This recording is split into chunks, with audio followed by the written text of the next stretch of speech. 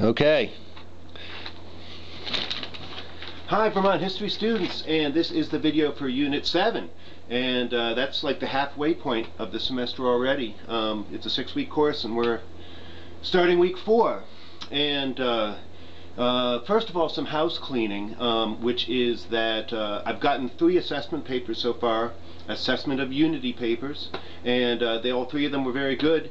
The 3 of you who haven't written me papers yet, get me a paper. I had Anna write me and ask about deadlines, and it's the same way when I teach on-campus courses. I tend to try to treat students like grown-ups and have sort of work with your schedule, and it's flexible deadlines, but get me a paper now. Now would be great. Don't worry, you know, I mean, Monday is a nice sort of guideline, but if you miss the deadline, write it the next day. It's fine. Get me 3 by the end of the semester, and space them out a little bit, and so you cover the areas that are sort of consistent with the time that we're at, and you'll be fine. So I'm looking forward to getting papers from the other 3 of you very quickly. It's about 12:45 on Monday morning, and on the town meeting, 3 of you have written in. Strangely, it was all 3 uphillers. I don't know why that is. 3 people responded to 2 of the questions, and then 2 responded to 2 of the other 2. And so I didn't respond yet because I'm waiting. Hopefully a couple more responses will dribble in, but I will.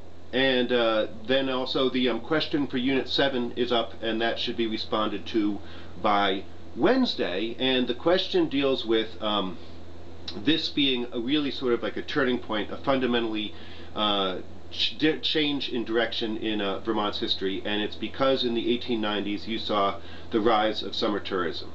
And that's the thing about it, was that this Unit 7, I actually cut back the outline a lot. I had 3 sections and I cut it back to 2, and I cut back a lot of my book material just because I didn't want to overwhelm you, and you know, it seems like a good time to have sort of a smaller unit. It has only 2 sections.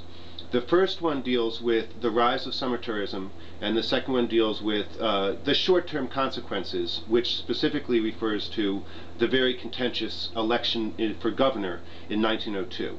And so hopefully the outline will explain a lot of this for you. Here's the basic background, is that if you look at it in the long term, the rise of Vermont's contemporary identity, everything that it's about now with organic farming and all the regulation we have going back through Act 250 and the banning of billboards, and the environmental and conservation ethic in the state, and going back before that through Coolidge and everything else, the origins of Vermont's contemporary identity are rooted in the rapid rise of summer tourism in the 1890s. And before the 1890s, you understand how downhillers are. They want to develop the state. They want to make it modern. They want to have progress. They want to have development and manufacturing.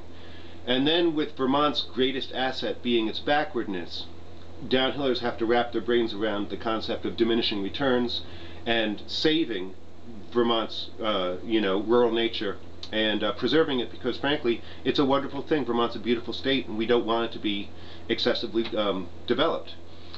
In the short term, what happened was that there's some summer tourism before the 1890s, but I really root it in, a huge part of it is Alonzo Valentine had this Swede program, and maybe he was genuinely thought that Swedes would replace French Canadians as farmers.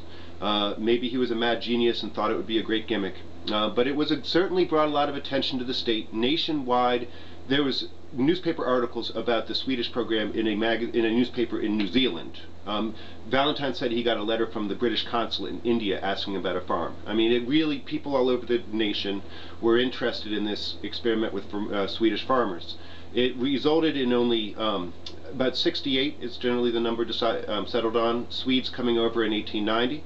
The program was immediately discontinued, but what Valentine had done was he had compiled the first comprehensive list of farms for sale in Vermont, and he had set up a network of people available to sell those farms.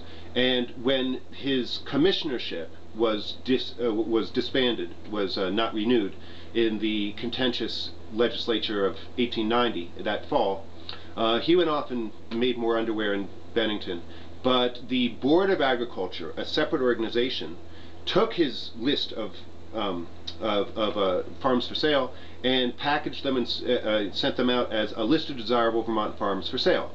Also, the Board of Agriculture began to study summer tourism to find out exactly how big is it, and the director of the program of the Board of Agriculture, Victor Speer, did a study on summer travel in 1894, and lo and behold, it turned out that after dairying, tourism was the second largest sector of the economy. People were shocked that tourism was that big. And so that same list of desirable Vermont farms for sale in 1891, by 1897 was, same list of farms, but they had a new cover that was said, it was Vermont, it's fertile fields and summer homes, and this beautiful picture of flowers and things like this, you know, and that's really sort of the model. And this creates in Downhillers all sorts of excitement.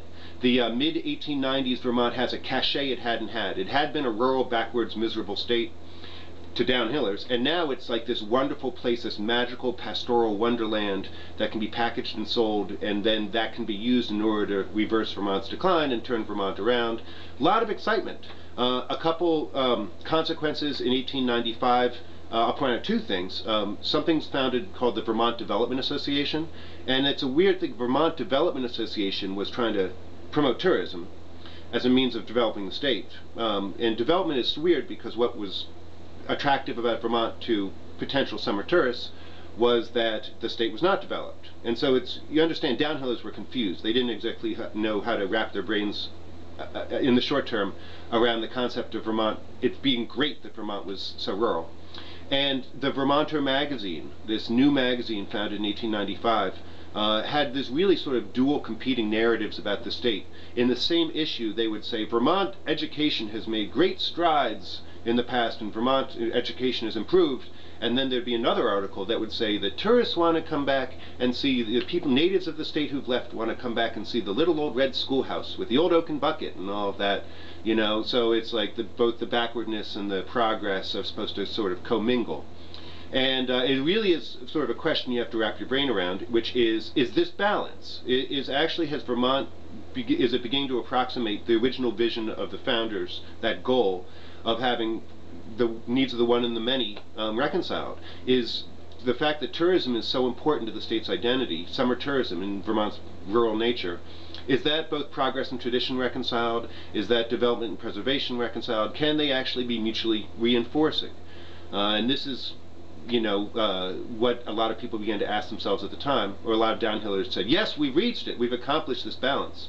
But of course, in order to sell Vermont the way it is, you have to ignore or cover up the fact that Vermont has the modern problems the rest of the country has child labor, it has labor problems, it has poor factory, you know, workers, and Vermont was not exclusively a rural paradise. Even in rural places, of course, there's a lot of poverty, there's low, high mortality rates, and infant mortality rates are high. Vermont had its problems, but that's of course not for the consumption of tourists. So anyway, by the late 1890s, Vermont had gone heavily in the direction of promoting summer tourism, and this it required Downhillers to interfere in uphill life in ways that they hadn't been doing for a long time.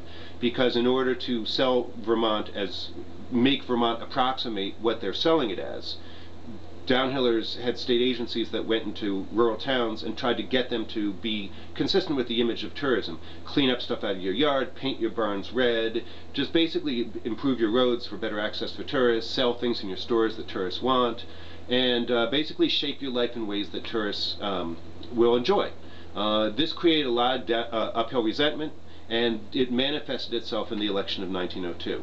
Now, the 1902 election you can read about in the textbook and online, but just to be brief, there's two things about it. I mean, the main thing is that it was incredibly contentious, and usually Vermont elections are very peaceable. Two things about it. The first one is that the nominating, trying to get the person who was going to be nominated as the Republican candidate for governor, was a very drawn-out and difficult process. The original candidate, William Seward Webb, who owned Shelburne Farms in Shelburne, was a rich New York guy, and it was a really bad year for a rich New York guy to be running, considering how mad the farming class was at tourists. And so when he looked really weak, a guy who was a lawyer, who was from Delaware originally, named McCullough, ran against him because he said, I'm more of a Vermonter because my wife is from Vermont. And then when he didn't appear that popular, Redfield Proctor, wealthy senator, owned Vermont Marble, ran his son Fletcher Proctor, who was a native Vermonter, but of course had gone to Dartmouth and was not of the same class of farmers either. And so the farmers didn't have anyone they liked to vote for. Eventually, McCulloch got the nomination, but not before another candidate entered the race, a guy whose name was Clement, who owned the Rutland Herald. And Clement's big issue was ending prohibition in Vermont. Now, in 1853, Vermont had passed a dry law, a Maine law, and it had been something downhillers wanted.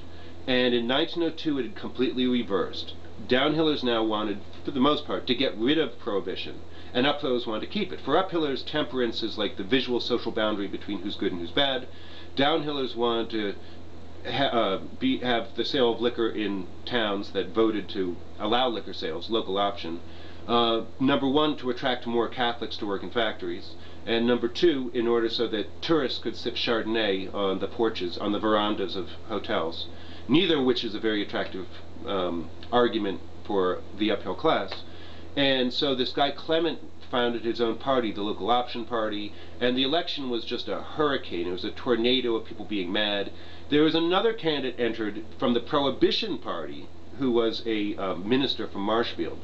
So everyone was mad at each other, and this is the short-term sort of consequences. Tourism really reshaped the narrative of Vermont, and it caused a lot of dissension and confusion and disorientation in the short term, all the way around, because what is Vermont supposed to be? Is it supposed to be is it great that it's backward, and can you use its backwardness to sell it forward? And is it okay if downhillers insert themselves in uphill lives and tell them how to farm and how to have their yards and how to have sidewalks and how to have street lights and how to have their schools and how to have all of these things to match tourist expectations?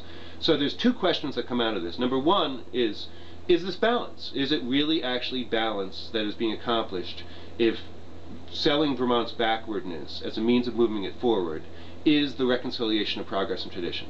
But the question I have for you by Wednesday is, if downhillers are now going to be selling uphill life. They used to always complain, the problem with uphillers is they do things the way their grandpas did and their farms look the same as they've always looked. Now that's great. But now if downhillers are going to be selling the uphill way of life, or at least a fabricated version of it, a very ameliorated, fixed up version of it, is that mean that downhillers are less of a threat to the uphill way of life, or are they more than ever? And that's the question I would like you to answer. And I think that's about it, but get in touch if there's anything I can do for you. All right.